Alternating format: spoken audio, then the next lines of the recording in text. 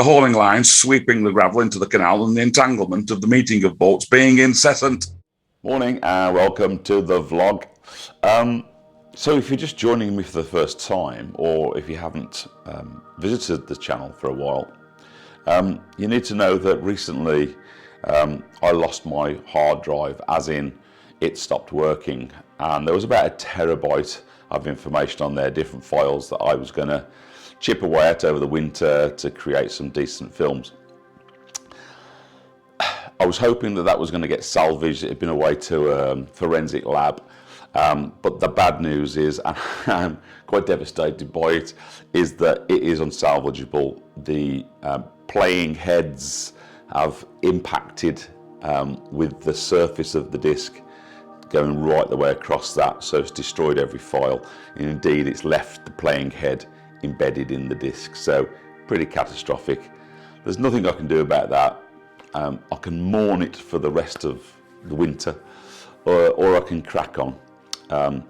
Luckily, I found a load of files, or a friend of mine released a load of files to me which I didn't realise we'd still got from about 4 years ago, just after lockdown, where myself and him were setting out to actually create a TV quality documentary type of program, and we were going to present that to TV channels and see whether they wanted to buy it off us.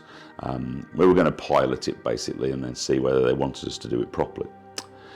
Anyway, that went by the wayside. It wasn't good enough quality, sound quality wasn't good enough, film quality wasn't good enough, and so we ditched that. But however, the files were left and there was some decent stuff on there. It obviously missed bits of narrative, and there were things like the voiceovers hadn't been done because we kind of abandoned it. So voiceovers weren't put there, or captions or things like that to explain what we were filming or why we were filming it. So I've had to do that sort of now to try to create a narrative, to create some vlogs over the next few weeks. Managed one last week. I think it was all right. So make yourself a drink, sit back and relax, and have 20 or so minutes of me waffling on about old canals. Right, going to go on a journey today to establish the differences between Brindley's original Birmingham Canal, which is now known these days as the old mainline, and Telford's new mainline that came some 55, 60 years after Brindley's death. Looking at it superficially, it appears that Brindley's old line was very twisty. He used the contours of the land to try to make it easy for himself, not going up hills or through hills. But that obviously gave a longer sort of line.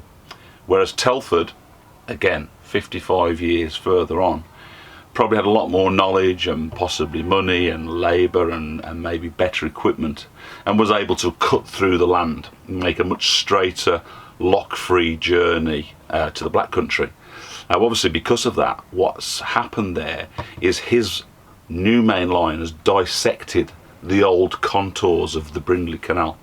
So what that's left are some little loops which are really interesting these days, but they serve no purpose other than for feeding the businesses that were set up there, or indeed they seem to be building around them now. So we're going to have a look at those little forgotten loops and see where Brindley's old canal went. It's going to be interesting.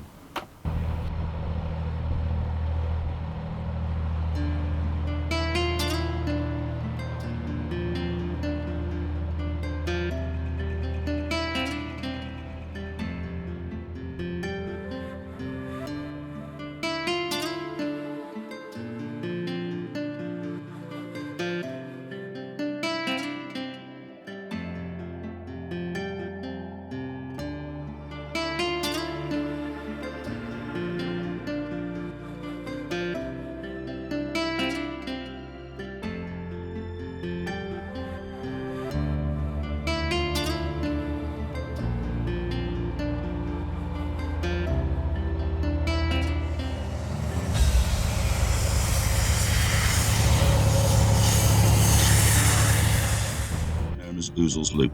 Well, that was the original James Brindley Birmingham Canal. We just go to the right of that. That is the new line, the Telford new line, Birmingham main line. That was put in about 60, 70 years after Brindley's. So here you see the old line of Brindley, the old twisting, turning line. And then that was superseded by Telford, going straight through, super highway. That left us with the loops, Ouzels Loop, Icknield Port Loop and Soho Loop. They are a prized thing of beauty, and I for one am so pleased they didn't fill them in.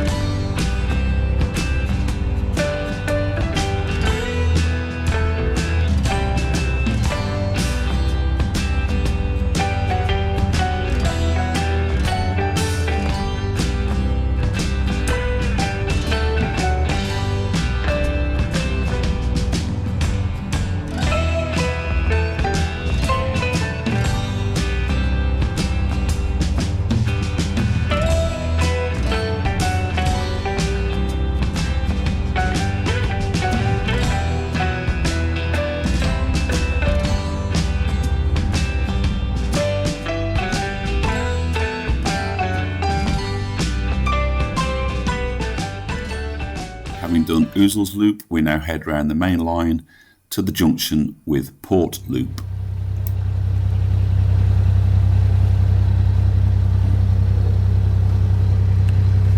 There's a massive development going on here. This has been quite a derelict site for quite a while.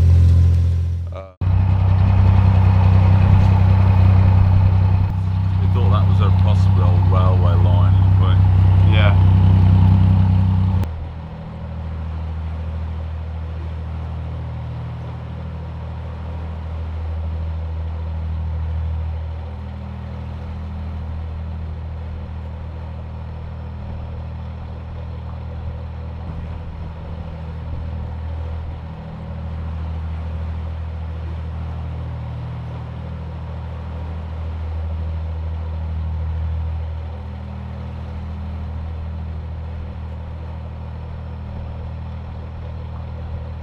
And here you see our routes all the way around to the far side of Port Loop.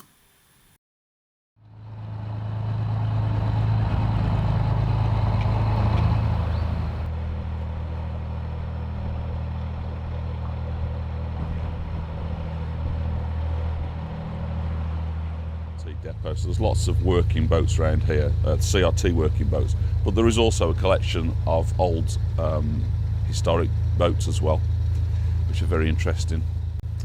But lots of them are in the original British Waterways colours and interesting stuff around here. Some beautiful architecture as well.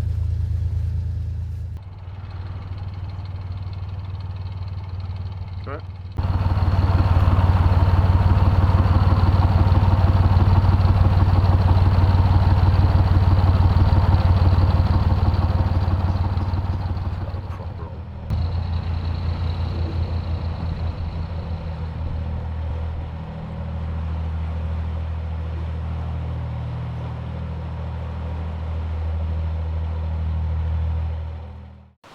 We're on Brindley's old mainline canal. This is now known as the Port Loop because it's now a loop off the new mainline canal. So this was 1772 when this was completed, but it's now kind of the forgotten canal. There are no towpaths anymore. There's no public access. We've scrambled up onto here through all sorts of undergrowth, but it's incredible. There's nostalgia there. It's great to see. A Port Loop now is a massive development, urban development. There's going to be bars and restaurants, there's going to be a swimming pool, there's a load of modern city living. It's already there on the entrance into Port Loop. You can already see that happening. This side pretty much derelict at the moment.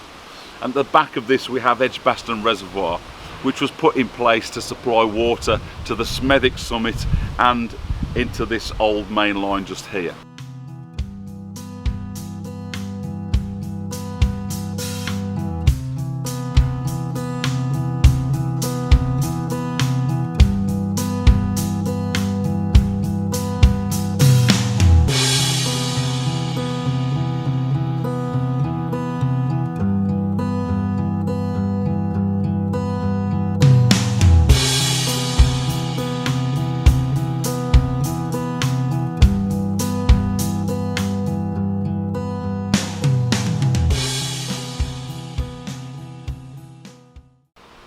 So it's a really interesting old section that's kind of forgotten.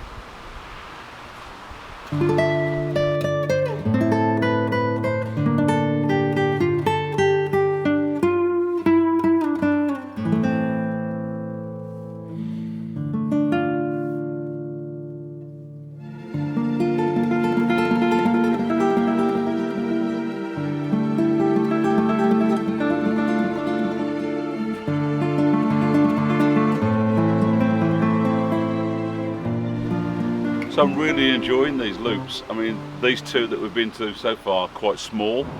I think Soho Loop is further along, which is a bit bigger, so can't wait to go and see what's in there. We come past Port Loop a lot on the train if we get the train into Birmingham, and it's evolving rapidly. The buildings are going up, and I can't wait to get the boat up there and do just a trip around the loop so that I can show lots of comparisons as to how it's now looking as opposed to how it looks at the start of this film.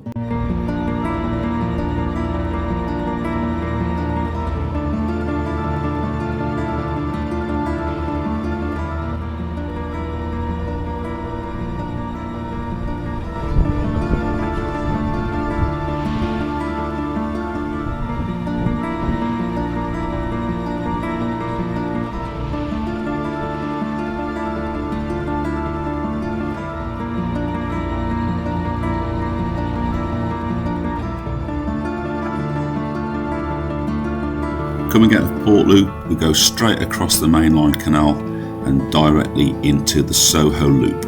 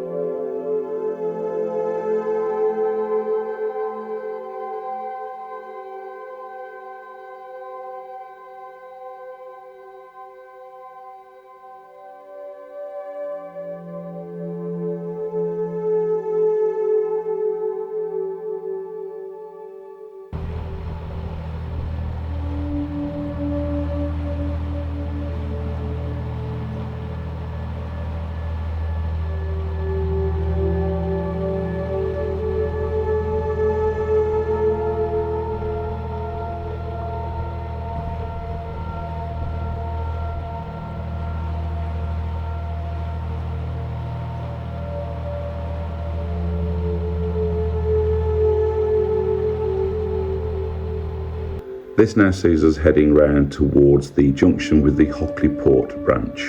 So here we are at Hockley Port Junction Bridge, and this leads into a 280 metre branch which goes to Hockley Port Basin. Now this, back in the day, led to Matthew Boulton's manufactory. Now that was famous for what they called in the day toys, and these toys were actually belt buckles, buttons, sort of metal related fancy goods, I suppose. Now Matthew Boulton was notably famous for his partnership with James Watt, and between the two of them they created, manufactured and installed steam engines that were famous across the world. And two of the oldest were fitted down at Smethwick, one of which still survives, and it's in the Millennium Point Museum, and it is the oldest working steam engine. And we'll discuss that a little bit later, but for now we're going to crack on. And from the Hockley Port branch, about a quarter of a mile round to Winson Green.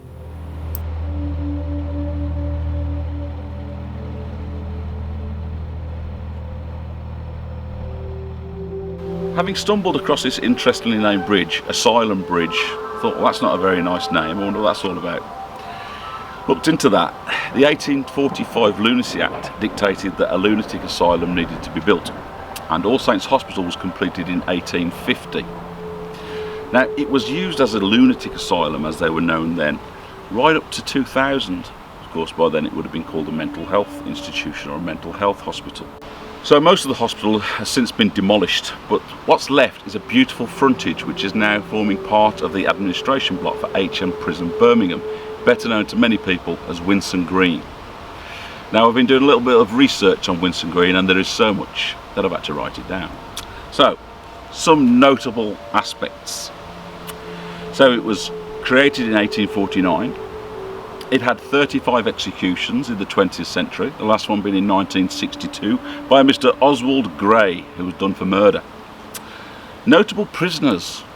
One of the great train robbers was here, escaped and caught again. Ozzy Osbourne did a little bit of time here. Fred West was here until he committed suicide prior to his trial. And disturbingly, several suffragettes were here, and part of their protest was a hunger strike, and they were actually force-fed. So that's Winson Green. Not a great history, but which prison's got a nice history?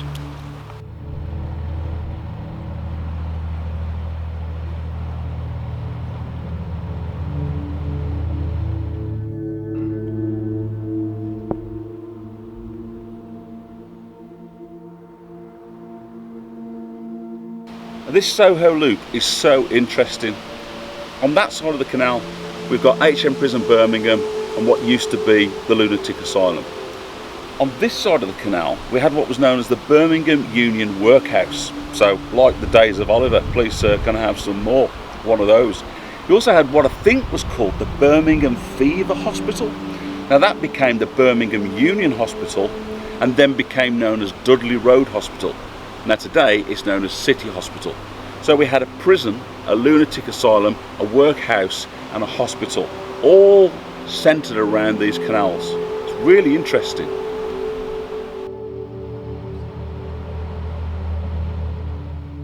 I mean, what's that? Look at that. Look at the prison wall. Look how foreboding that is. And look at that dark tunnel going underneath. I mean, what's that all about? I mean, it's got to be connected to the prison. It's got to be running under the prison. It's bricked off now, but what was that? I find that a little bit spooky, actually. Now travelling from Winson Green to Winson Green Junction, where we rejoin the new main line. So we've taken you on a magical mystery tour of Brindley's old, forgotten, little used canals. Why are they little used? Because of this beast. This is Thomas Telford's mainline canal. This came about 50 years after Brindley's old mainline. This went directly to the Black Country from Birmingham city centre without a lock. He had the ability to drive it through the Smethwick summit without having to use locks to get over it. Thomas Telford wasn't a fan of James Brindley's work, and he was heard to exclaim, "Well, it's little more than a crooked ditch with scarcely the appearance of a towing path, the horses are frequently sliding and staggering into the water, the hauling lines sweeping the gravel into the canal, and the entanglement of the meeting of boats being incessant." Looking back towards Birmingham city centre, see how absolutely dead straight that is. Dual towpaths, the motorway of its day. So this section of the Birmingham main line, Telford's dual carriageway as such, features 2 or 3 of these, and they're gauging stations, old gauging stations. There would have been a building on there, and actually about there is a gap there. That is watered up the middle, so there would have been a space there where they could pull a boat in. And basically it gave them that chance to measure the draft, so how deep is the boat sitting in the water. All the boats were sort of measured, so all the names of the boats, the numbers of the boats, the people that operated those stations would check the book, and depending on how deep it sits in the water would therefore depend how much weight was being carried, and therefore they would be charged for that.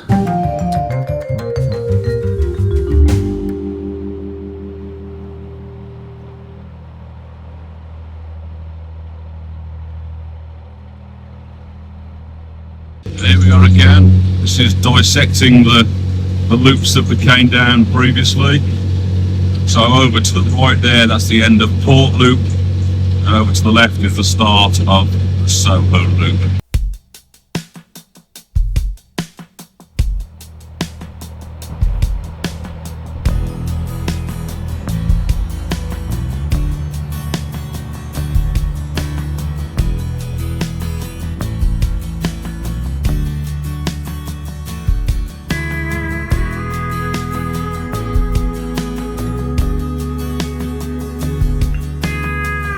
And here in this graphic you can see just how the new Telford main line dissects the old twisting Brindley line.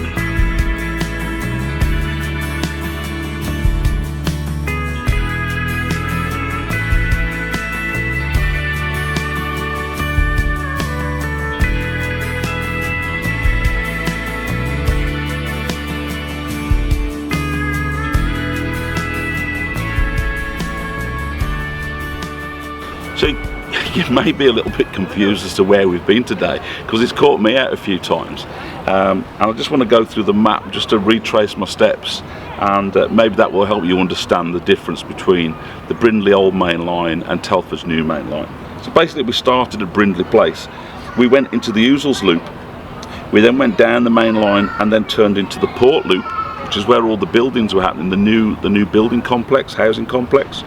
We then went straight across the new main line again, and we went into the Soho Loop.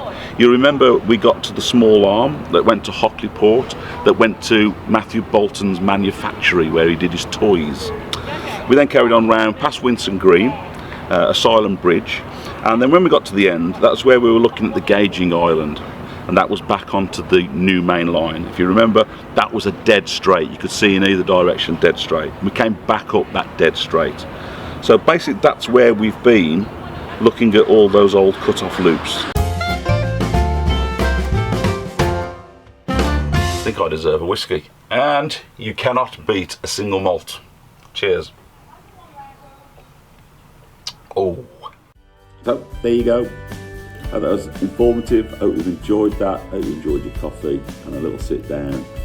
Enjoy the rest of your week, and hopefully see you next week with another vlog.